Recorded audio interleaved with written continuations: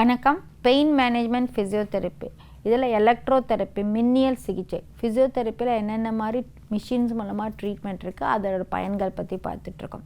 இதில் வந்து heat and gold treatment, அதாவது ஹீட்டில் வந்து நிறைய விதமாக இருக்குது.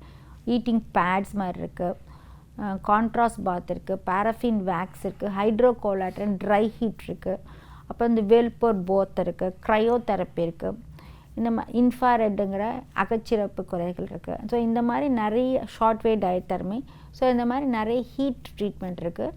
அது இல்லாமல் க்ரையோதெரப்பின்னு ஐஸ், அதை கூல் ட்ரீட்மெண்ட்.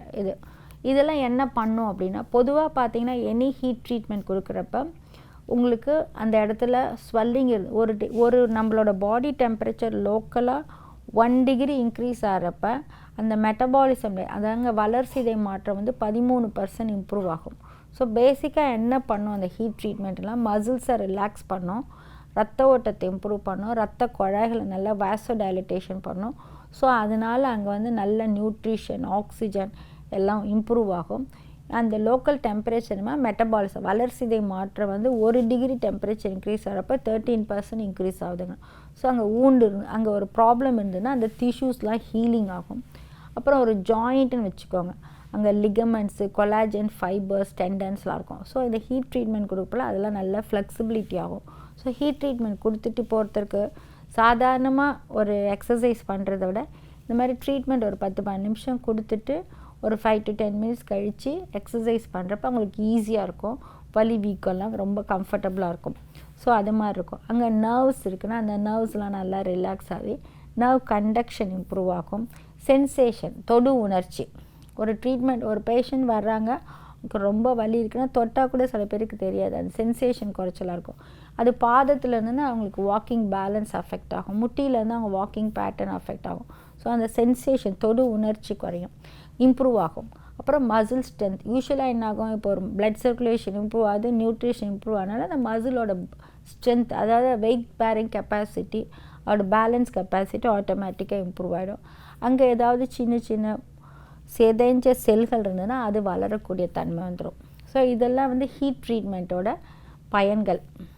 என்ன மாதிரி பேஷண்ட்க்கு பண்ணக்கூடாது அப்படின்னா, பிளிஸ்டர் மாதிரி இருக்குது, இல்லை கொசு கடித்த மாதிரி ஏதாவது அலர்ஜி, கொசு கடியாக இல்லாத ஏதாவது ஃபுட் அலர்ஜியாக இருக்கலாம், ட்ரக் அலர்ஜியாக இருக்கலாம், இல்லை வார்ட்டுன்னு சொல்லுவாங்க, கருப்பாக டெட் செல்ஸ் இருக்கிறது, ஓப்பன் ஹூண்டு, அந்த இடத்துல மெட்டல் இம்ப்ளான்ட்ஸ் ஏதாவது இருந்ததுன்னா அந்த ஹீட் ட்ரீட்மெண்ட் கொடுக்க முடியாது. சில பேருக்கு லேசாக அப்ரேஷன் மாதிரி இருக்கும், இப்படி சொரிஞ்சிருப்பாங்க, அது மாதிரி இருந்ததுன்னா அந்த இடத்துல கொஞ்சம் காட்டன் இல்லை டிஷ்யூ பேப்பர் வச்சு க்ளோஸ் பண்ணிவிட்டு அந்த இடத்துக்கு நாங்கள் ட்ரீட்மெண்ட் கொடுப்போம். இந்த ட்ரீட்மெண்ட் வந்து ஒரு 10 மினிட்ஸ் கொடுப்போம். ரொம்ப ரொம்ப மைல்டு, கம்ஃபர்டபுள், வார்ம்த்து தான் இருக்கும், ஹீட் இருக்காது. பேஷண்ட்கிட்ட சொல்கிறது வந்து மைல்டாக வெதன்னு இருக்கும், ஆரம்பித்து நல்ல ஹீட் வரப்போ ட்ரீட்மெண்ட் முடிஞ்சிடும். இது பண்ணுறப்ப மெயினாக யாருக்கு ரொம்ப கேர்ஃபுல்லாக இருக்கணும் அப்படின்னா, thyroid patient and diabetes patient.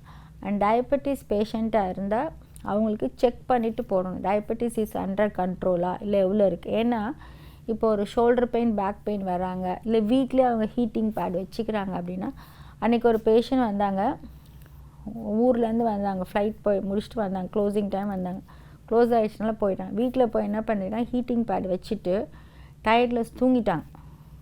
எவ்வளோ நேரம் தூங்கினாங்கன்னு தெரில, பெரிய பிளிஸ்டர், இவ்வளோ பெரிய பிளிஸ்டர். இன்னொரு லேடிஸ் என்ன ஆச்சுன்னா, அவங்க வந்து வீட்டில் ஐஸ் வச்சுக்குவாங்கன்னு சொன்னதும் ஐஸை வச்சுட்டு, அதேமாதிரி ஐஸு பேக் மாதிரி இருக்குது, அந்த இதில் கடையில் கிடைக்கும், அதை வச்சுட்டு டிவி பார்த்துட்டு அப்படியே தூங்கியிருக்காங்க. ஐஸ் வச்சாலும் பிளிஸ்டர் வரும், ஹீட்டிங் பேட் ஜாஸ்தி வச்சாலும் பிளிஸ்டர் வரும். ஸோ ஹீட்டு தான் பிளிஸ்டர் வரும் அப்படின்னு கிடையாது, எல்லாமே அந்த ப்ரிஸ்கிரைப்டு டோஸில் இருக்கணும். ஸோ யூஸ்வலாக வந்து இந்த ஐஸ், ஹீட் இதெல்லாம் வந்து நீங்கள் வீட்டில் தவிர்க்கணும். எஸ்பெஷலி நீங்கள் டயபெட்டிஸ், தைராய்டுக்குன்னா உங்களுக்கு பெயின் சென்சேஷன், அந்த ஹீட்டிங் சென்சரி சென்சேஷன் குறைச்சலாக இருக்கும். அப்படி பண்ணுறப்ப பிளிஸ்டர் வரத்துக்கு வாய்ப்புகள் உண்டு. ஸோ இது அடுத்தது என்ன எலக்ட்ரோதெரப்பியில் இருக்குங்கிறது நெக்ஸ்ட் செக்மெண்ட்டில் பார்ப்போம். நன்றி, வணக்கம்.